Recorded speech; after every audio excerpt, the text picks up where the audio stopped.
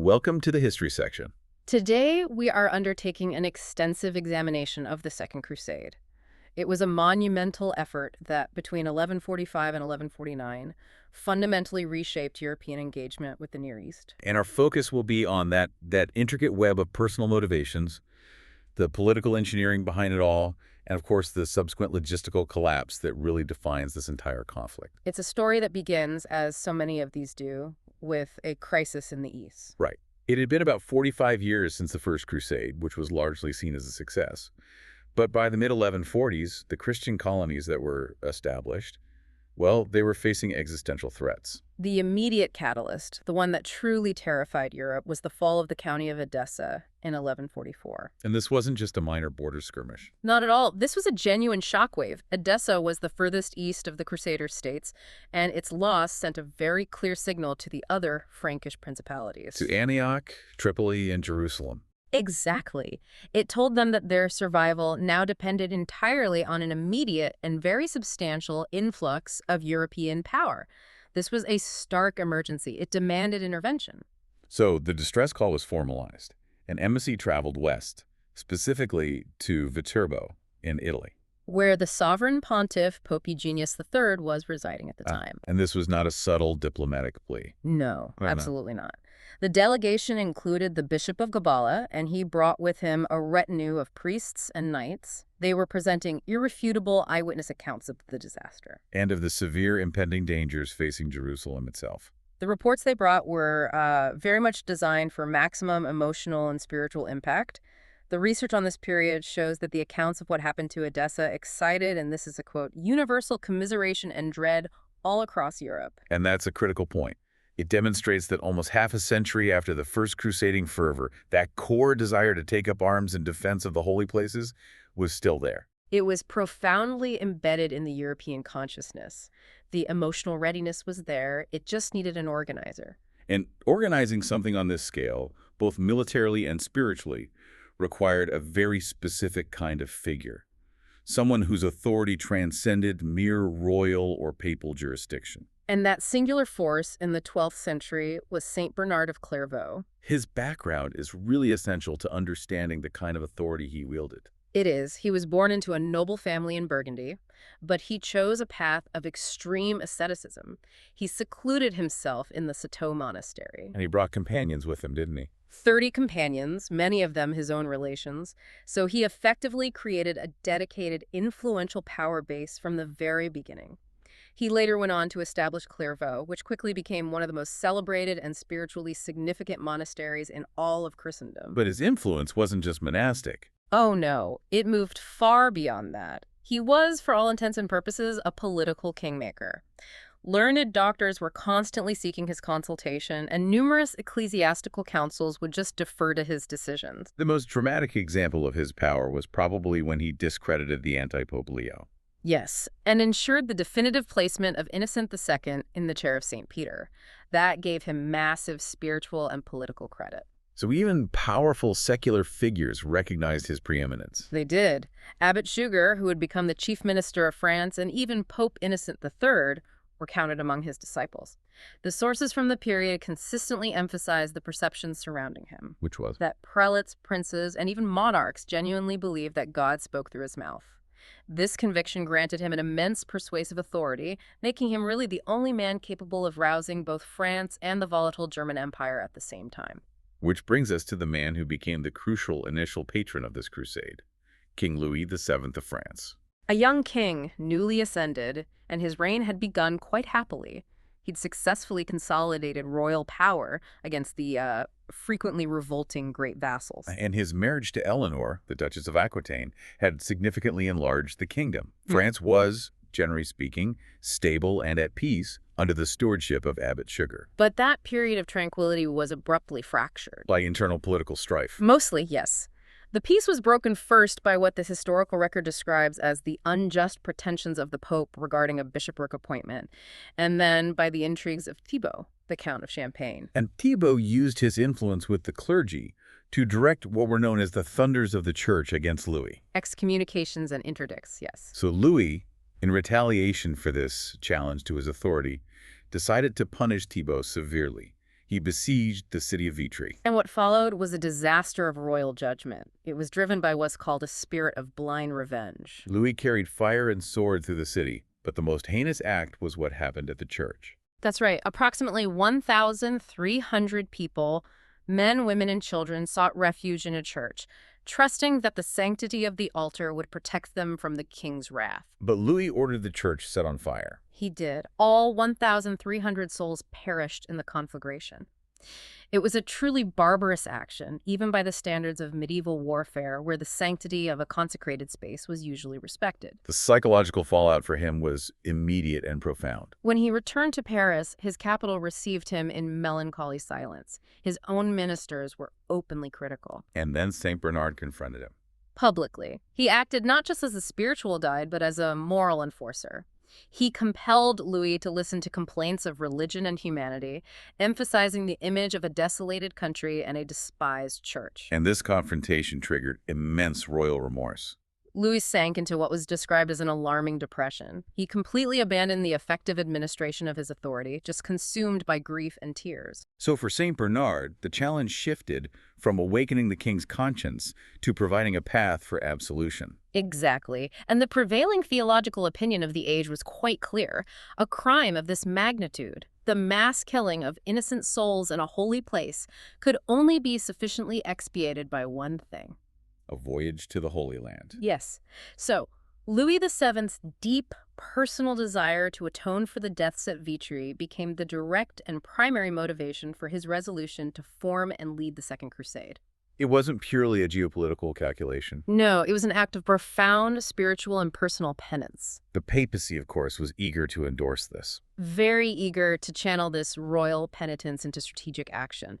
Pope Eugenius III had his own immediate political problems to deal with. He was detained in Italy, actively fighting sedition, excited by Arnold of Brescia. The reformer who sought to replace pontifical authority in Rome with the ancient institutions of consuls and tribunes. That's the one. So the Holy War offered Eugenius a critical dual objective. First, the spiritual necessity of defending Jerusalem. But second, and perhaps more urgently for his own power base, the crusade was a means of diverting the attention of powerful Western nobles away from dangerous political novelties and heresy within Europe. Rallying them around the undisputed sanctuary of the church and a foreign military commitment? Precisely. So Eugenius congratulated Louis, and crucially, he granted the new warriors the same spiritual privileges and rewards that Urban II had conferred upon the combatants of the First Crusade. The full penance for their sin. The full penance. And because of his own instability in Italy, he confided the entire mission of preaching the crusade in both France and Germany to the one man who had the requisite authority and popular appeal, St. Bernard. So the foundation for this massive mobilization was a synthesis of papal strategy, Eastern desperation, and royal guilt. An incredibly powerful combination. So with that papal mandate secured, the mobilization phase began. Louis first called an assembly at Bourges. But St. Bernard, who was always the strategist, advised the king to consult the Holy See first. This gave the eventual mission the necessary solemnity and led to the much more famous assembly of Vézelay in Burgundy in 1146. The scene in Vézelay on Palm Sunday was, by all accounts, deliberately theatrical. Oh, absolutely. An immense multitude of nobles, knights, and prelates gathered.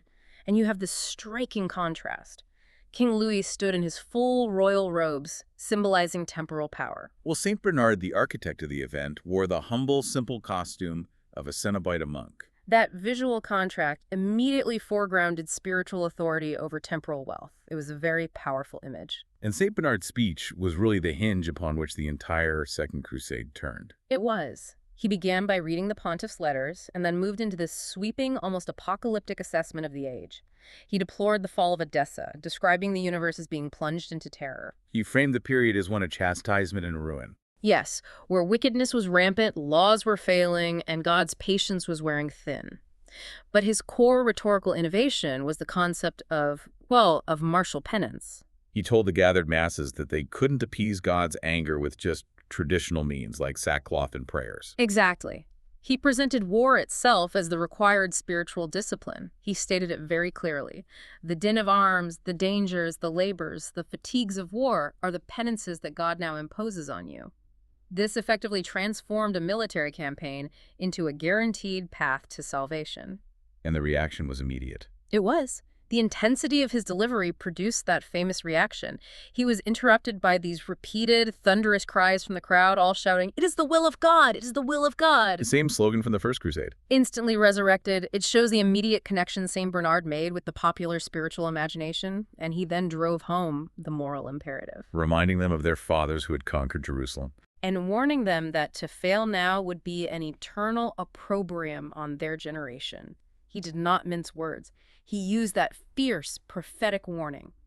"Cursed be he who does not stain his sword with blood." So he successfully fused spiritual devotion with personal honor and the fear of social shame. It was a masterful piece of oratory. And the commitment from the French leadership was immediate and public. Louis VII, still so affected by his personal remorse, immediately demanded the cross. He then addressed the assembly, urging his nation not to endure shame, And Queen Eleanor of Guienne received the cross as well. which set a crucial precedent for the high nobility. The list of immediate recruits is basically a roll call of French power. You have Alfonso, the Count of Saint-Gilles de Toulouse, Henry, the son of Thibaut, Count of Champagne. Ironically, the man whose actions led to the Vitri massacre in the first place. The very same. Then Thierry, Count of Flanders, and the king's own brother, the Count Dreux. The enthusiasm was just feverish. It was symbolized by the shortage of the ceremonial crosses. St. Bernard's supply ran out. It was completely insufficient. He was forced to tear his own vestments into strips, and others followed his example, tearing their own clothes to satisfy the overwhelming demand for the emblem. This moment was considered so pivotal that the abbot of Vézelay, Pons, immediately founded a church on that hill dedicated to the Holy Cross. To ensure the assembly itself would be preserved in memory and become an object of veneration, it cemented the narrative of divine mandate. And St. Bernard's mission didn't end in France? No, he became an unstoppable force in Germany. France was already filled with stories of miracles attributed to him, confirming him as a messenger of heaven, often compared to another Moses. He was even offered command of the Holy War. At an assembly in Chartres, yes. An offer he wisely refused, remembering the disastrous precedent of Peter the Hermit's military leadership in the First Crusade. The scale of his recruitment across France was so successful that some historians noted it had an unfortunate effect. That his eloquence depopulated cities and countries. We know this because St. Bernard wrote directly to Pope Eugenius about it. He described deserted villages and castles, noting that the only remaining inhabitants were widows and orphans whose husbands and fathers were still living. That paints a vivid picture of near-total male mobilization. It really highlights the extreme persuasive power of one individual. And a critical moment for him in Germany was his intervention against internal religious violence. Yes, a German monk named Rodolphe had begun inciting the massacre of Jews, portraying them as allies of the Muslim forces. St. Bernard recognized that this kind of persecution would morally and spiritually corrupt the crusade. So he traveled to Germany to confront him. Immediately, he confronted and silenced Rodolphe, arguing from scripture that Christians should pray for the conversion of the Jews, not persecute them. This intervention really demonstrates his absolute moral authority. He successfully sent the monk back to his monastery. But his primary political target in Germany was Emperor Conrad III. Absolutely. St. Bernard went to the Diet at Spires and applied constant pressure, both privately and in public sermons. Conrad hesitated at first, citing the recent internal troubles of the German Empire. But St. Bernard countered this political caution with spiritual assurance. He did. He promised that the Holy See would provide support for Conrad's reign if he committed to defending Christ's heritage. The actual conversion of Conrad was the crowning achievement of the whole mobilization. It happened during a mass at Spires. St. Bernard abruptly interrupted the service and launched into this dramatic sermon. He used vivid rhetorical imagery, transporting the imaginations of his listeners to the day of judgment. He painted a scene where Christ himself reproached Conrad with ingratitude. And this personal, vehement address was overwhelming for the emperor. So much so that Conrad, visibly moved, interrupted the sermon himself, crying out and swearing that he would go wherever he was called. He immediately received the crusaders' emblem and a blessed flag. And that event was celebrated as the miracle of miracles when St. Bernard returned to France. It was. And after that, a new diet in Bavaria led to another wave of recruitment. Notable figures included Frederick, the emperor's nephew, the future Frederick Barbarossa, and Otho of Friesingen, the emperor's brother, who also served as a chronicler of the war. And the appeal became truly universal. It did. It reached across all social classes. History records that even thieves and robbers were performing penance, swearing to shed blood for Christ. The enthusiasm was such that German-speaking populations were persuaded by St. Bernard even when they couldn't understand the language he was preaching in. The fame of miracles performed across the Rhine really confirmed in the public mind that he was a divine messenger. Absolutely. They believed he was leading them at his will. So, with mobilization complete, the focus shifted to the logistics of preparing two massive royal armies. Yes. St. Bernard's return to France and his recital of Conrad's conversion, that miracle of miracles, energized the Assembly of Étampes, which was gathered to settle final strategy in 1147. And the most critical strategic decision was the route. It was. Ambassadors from Roger, the King of Sicily, were present. They offered vessels and provisions and strongly advised taking the sea route. They also issued a very specific warning about the known perfidy of the Byzantine Greeks. Citing the disastrous interactions from the First Crusade. Precisely. But the assembly deliberated, and ultimately the land route was chosen. It's a decision that historians universally regret as fatal. And the reasons given reveal a high degree of overconfidence. Overconfidence and practical miscalculation. First, there was a deep-seated confidence in their own arms. They just believed they could march through any opposition. Second, there was an element of chivalric bravado. The sea route offered fewer wonders and fewer perils for the exercise of their bravery. Exactly. That desire for increased danger speaks to the difficulty of translating spiritual penance into a practical military plan. And the third, more practical reason was just logistics. King Roger's vessels simply would not have been enough to transport the vast multitude that St. Bernard had recruited. But choosing the land route meant putting their enormous armies directly into the hands of the suspicious and hostile Byzantine Empire. A catastrophic decision in retrospect. Attention then turned to the governance of France during the king's absence. And St. Bernard presented the assembly's choice to Louis, indicating two men he believed were capable, Abbot Suger of St. Denis and the Count de Nevers. He famously said, "Sire, there are two weapons and they are enough." But this choice wasn't straightforward. Suger was known to be fundamentally opposed to the crusade from the beginning. He was. He had advised Louis that his errors, like the Vitri massacre, would be better repaired by staying home and providing wise administration. He initially refused the heavy responsibility of leading the regency. He only yielded when the Pope himself intervened. Yes, the Pope ordered him to take the charge. And furthermore, Pope Eugenius took the preemptive step of launching the spiritual thunders of the Church against anyone who dared challenge regal authority during the king's absence. This secured Suger's position and protected the monarchy from internal revolt. A very savvy political move. But the other co-governor, the Count de Nevers, declined the charge entirely. Because of a prior vow to enter a monastic order. The Order of St. Bruno, yes. And in a testament to the spiritual priorities of the time, this decision was respected as the will of God, despite depriving the kingdom of a much-needed co-regent. Then there was the issue of financing this immense movement. A complex logistical challenge. The sources indicate the expenses were defrayed primarily by loans and imposts taxes, all approved by the sovereign pontiff. There were also more contentious financial measures. Yes, Peter the Venerable, who was otherwise known for his efforts against the persecution of Jewish populations, advised Louis to seize funds from them, specifically targeting wealth amassed through usury, suggesting they should furnish a considerable part of the expenses. The church itself also bore a heavy financial burden. The clergy was obliged to advance considerable sums. The monastery of Fleury alone paid 300 silver marks and a substantial sum in gold. And sacred objects were liquidated. Vases, church ornaments, all sold to purchase arms and war materials. This financial strain was transferred directly to the common populace. Lords and barons levied heavy taxes on their vassals. And this generated significant public grievance. History records that this action excited innumerable maledictions against the king and the departing troops. It actually cooled the initial popular religious ardor before the army even left France. Meanwhile, Louis prepared for departure through acts of intense personal devotion. He visited hospitals, engaged in fervent prayers. And he traveled to St. Denis to take the famous oriflamme, the ancient royal standard of France. The church itself was a powerful visual motivator.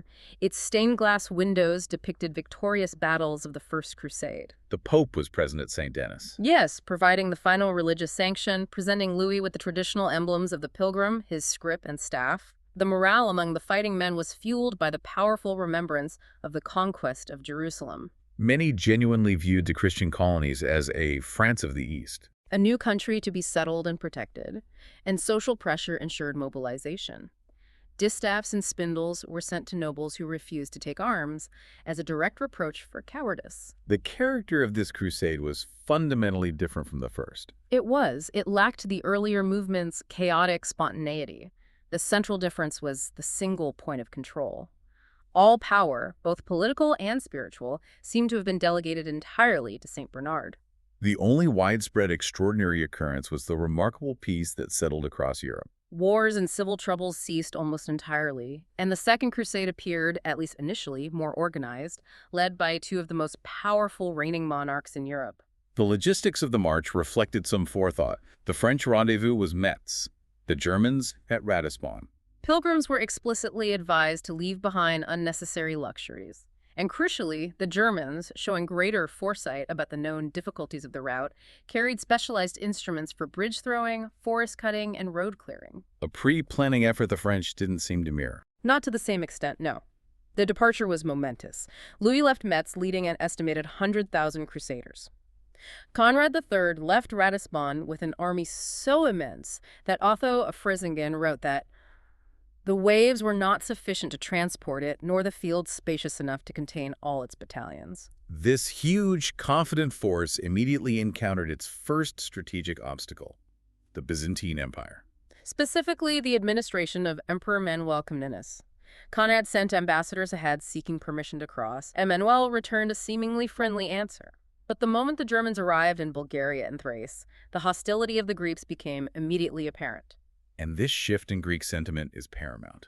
During the First Crusade, Constantinople viewed the Franks as a protective force against the Seljuks. But now the situation had inverted. Constantinople no longer feared the Turks as much as they feared the Western warriors.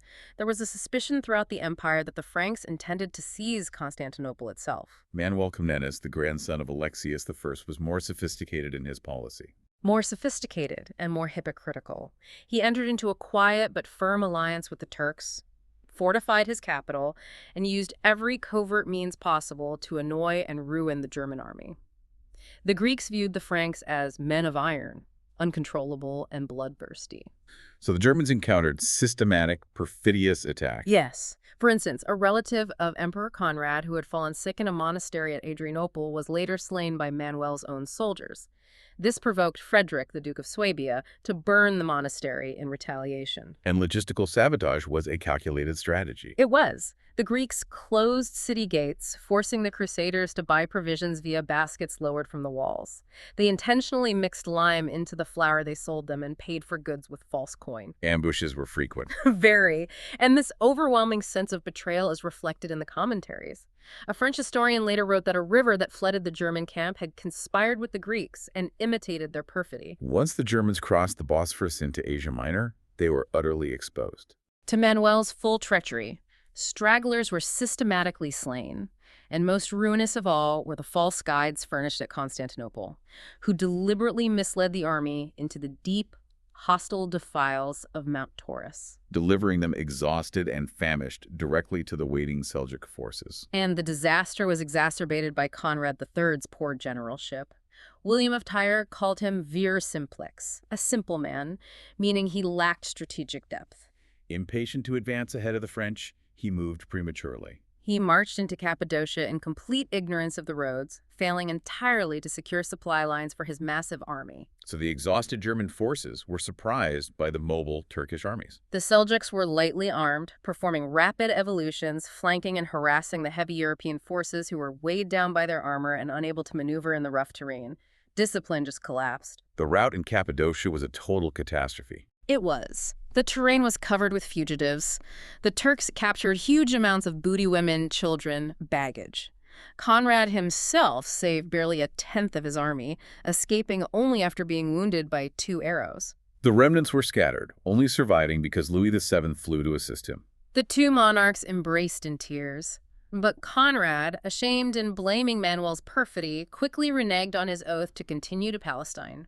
He withdrew, returning to Constantinople, Where Manuel, no longer fearing him as a military threat, welcomed him back. A cynical end to the German effort. So when Louis VII arrived at Constantinople, Manuel put on a show of outward friendliness. Banquets, personal caresses, the whole display. But the French soon discovered the reality. Manuel had a close functioning alliance with the Sultan of Iconium and was actively informing the Turks of French plans. This blatant treachery provoked a severe internal debate among the French leadership. Especially when Manuel demanded they render him the traditional homage. The Bishop of Langres proposed a radical response, seizing Constantinople immediately. He argued the Greeks were a jealous and insolent city which only seeks the means of destroying us. He pointed out their lack of religious commitment, their strategic position as a barrier to Asia, and claimed God himself signaled approval because parts of the city walls had recently crumbled. But there was opposition. Yes, opposition focused on piety and maintaining the mission's integrity. Other knights countered that they had taken the cross to expiate their own sins, not to punish the Greeks, even if they were heretics. They believed loyalty and piety required them to march onward. Ultimately, the Council of Moderation prevailed. This was secured by a combination of piety, the fear of losing spiritual merit through delay, and certainly the gifts and flatteries showered upon the French leaders by Manuel. So the French decided to continue their march, sparing Constantinople, but walking directly into the same dangers that had just annihilated the Germans. Precisely. As the French left Constantinople in 1148, they immediately encountered psychological resistance. An eclipse of the sun occurred, Which the superstitious multitude viewed as a fatal presage. And soon after, the devastating news of the complete German defeat confirmed their worst fears about Greek perfidy. The army marched through Phrygia and arrived at the Meander River, where the Turkish forces tried to dispute the crossing. But the French, animated by the king, successfully crossed and shattered the Turkish ranks, scattering them into the mountains. It was a necessary victory to boost morale. The historian Nicetas later remarked on seeing the heaped-up bones of the defeated Turks at that site. Yes, noting that if men of such prowess chose not to take Constantinople, their military moderation must have been truly admirable. Some pilgrims even claimed a mysterious knight in white had led the charge. But this victory provided a false sense of confidence that led directly to a disaster near Laodicea. It did. The army was divided into two bodies. Geoffrey d'Arançon, commanding the vanguard, was explicitly ordered to encamp his force on the heights of a mountain ridge to secure the position. But he demonstrated fatal imprudence. He was persuaded by the Count de Maurienne and, notably, by Queen Eleanor, to abandon the strategic high ground and descend into the comfortable valley below. The Turks, observing this colossal tactical blunder, immediately seized the vacated heights. And the rear guard, where Louis VII marched, was advancing with great confidence, but entirely without order.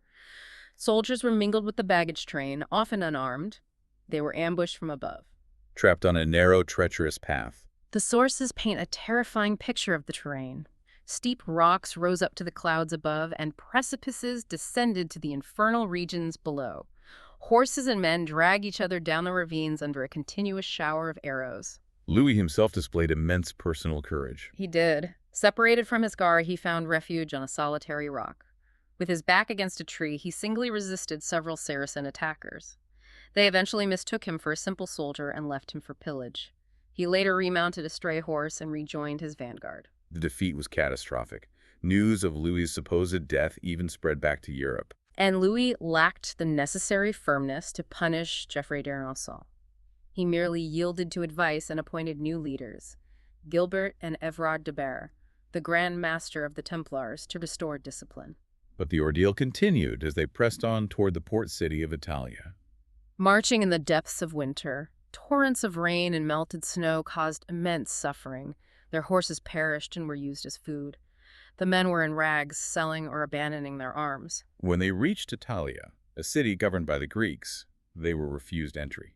Forced to encamp outside, famine was acute. The Greeks, adding calculated cruelty, sold all necessities to the desperate Christians at the weight of gold. The leaders called a council of despair. Concluding that continuing by land was impossible, the only hope was to embark by sea. Louis swore to share his last resources, but the barons, out of funds, saw no option but to prioritize the fighting men. The Greek governor offered vessels. But the delivery was fatally delayed for 5 weeks, during which the crusaders consumed their remaining resources. And when the vessels arrived, they were tragically insufficient. So Louis was forced to make a cruel decision. He embarked with Queen Eleanor and his remaining cavalry, abandoning a multitude of poor pilgrims. He left them money and instructed the Greek governor to provide for them. A trust that was immediately betrayed. The day after Louis's departure, the Turks attacked. The Greeks refused the pilgrims' entry into the city. The remaining leaders, Archambault de Bourbon and Thierry of Flanders, abandoned the pilgrims and fled on a vessel. The abandoned multitude faced pure horror. Nearly all perished from constant Turkish attacks. The sick left in Italia were ruthlessly massacred by the city's inhabitants. This disaster led to a crisis of faith. A mass apostasy. 3,000 Christians, bewildered by despair, embraced the religion of Muhammad, joining the Muslim forces who often pitied their wretchedness. A grim footnote is that the Greeks were swiftly punished by a pestilence that left Italia almost uninhabited. Louis, having lost 3/4 of his army, finally arrived in Antioch. Where he received a warm welcome from Raymond of Poitiers, the Prince of Antioch. The atmosphere was a stark contrast to the deserts they had traversed. The remaining French forces immersed themselves in courtly pleasures. Amidst a dazzling scene filled with noble ladies, including Queen Eleanor, who was celebrated for her beauty and her desire for admiration. And Raymond of Antioch had a strategic objective. He wanted to use Louis's remaining strength to besiege cities like Aleppo and Caesarea to weaken the rising power of Nureddin. Louis refused, citing his sole, sacred purpose was to visit the holy places in Jerusalem first. So Raymond, unable to sway the king, turned his attention to Queen Eleanor, his niece. He used his charm and influence to persuade her to solicit the king to delay his departure, and her persistence deeply troubled the king. Louis, known for his austere devotion and jealous disposition, found his suspicions concerning his wife strengthened. The marital dispute spiraled. It did. Eleanor, possibly influenced by the licentious court, proposed dissolving the marriage on grounds of consanguinity. Raymond swore he would detain her by force. Louis was eventually obliged to carry off his own wife by night in a secret, hurried departure. The dishonor Louis felt at Antioch had catastrophic long-term consequences for France. Immense consequences. Years later, back in Europe, he formally repudiated Eleanor. She immediately married Henry II of England, bestowing the vast Duchy of Guienne upon the English crown, a deplorable and lasting consequence of the entire crusade. Louis hastened his march, arriving in Jerusalem where he was met with enthusiasm. He met Emperor Conrad III, now a simple pilgrim, and they repaired together to the Church of the Resurrection. A critical strategic assembly was then convoked at Ptolemais, attended by Louis, Conrad, and King Baldwin III of Jerusalem, along with all the major barons and prelates. And it's important to note the intentional absence of Queen Eleanor and Raymond of Antioch. Yes, and at this council, the strategic focus of the entire crusade was fundamentally changed. Edessa, the original catalyst, was scarcely mentioned. The local barons of Palestine, motivated by a desire for immediate gain fertile land and rich spoils, pushed for the siege of Damascus. Ignoring the rising threat of Nureddin in the north. Completely. The siege began in June 1148.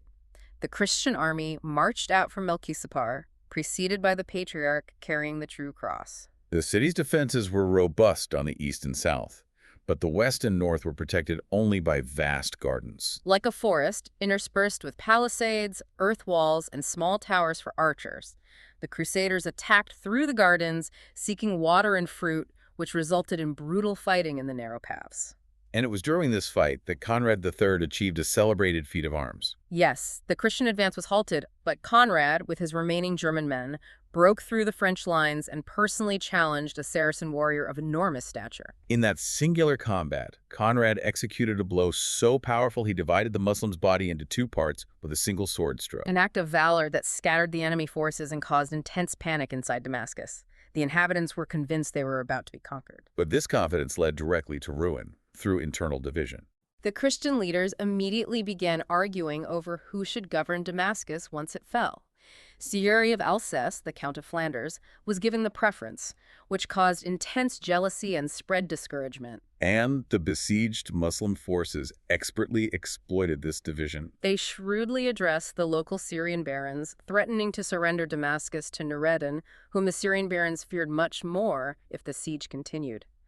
The local barons, dreading a new Western power in Damascus, then actively sought to ensure the siege's failure. They provided the famous fatal advice. Proposing a change in the point of attack, falsely claiming the gardens prevented the use of war machines. They advocated moving the assault to the south and east, where the city was defended by towers and impregnable ramparts. And the European leaders accepted this proposal too lightly. Upon moving, they found themselves facing exactly what the Syrian barons had intended: impregnable defenses. To compound the disaster, 20,000 Kurds and Turkomans arrived to reinforce the city. The Crusaders were starved on an arid plain, their supplies cut off. Discord revived. The local Syrian Christians ceased all cooperation. Learning of the approach of the sultans of Aleppo and Mosul, the Crusaders' despair was complete. They raised the siege after only a few days. A total failure. And it's historically significant that Ayyub, the head of the Ayyubites, and his young son Saladin were present during this siege. It is. And it's essential, when analyzing the Second Crusade, to note the war effort was divided. There were concurrent crusades that demonstrated the principle of holy war was shifting. One was the Northern Crusade against the pagan sclos of the Baltic. An army of 150,000 Saxons and Danes. They destroyed temples but failed to subdue the slaves after a 3-year war. The slaves promised conversion, only to return to piracy the moment the Crusaders departed. The other was the Iberian Crusade, where Crusaders joined the Siege of Lisbon. And they were promised a flourishing kingdom. After a 4-month siege, Lisbon was taken, and they succeeded in founding a prosperous and splendid kingdom that lasted far longer than the Kingdom of Jerusalem. These wars showed the holy war principle was expanding, but this diversity of interests divided forces and weakened the unified effort in the East. Precisely. In retrospective analysis, the Second Crusade was an unequivocal disaster with long-term, devastating consequences. From the day they retreated from Damascus, the state of the Oriental Latins began to proceed from bad to worse. And the Muslim forces learned a dangerous lesson. They learned no longer to dread the Western warriors, they gained confidence. And the returning Franks discouraged others from the voyage, leading to a decline in future support for the colonies. The leadership also displayed a severe lack of prudence. They failed to establish colonies in Asia Minor to protect the land route.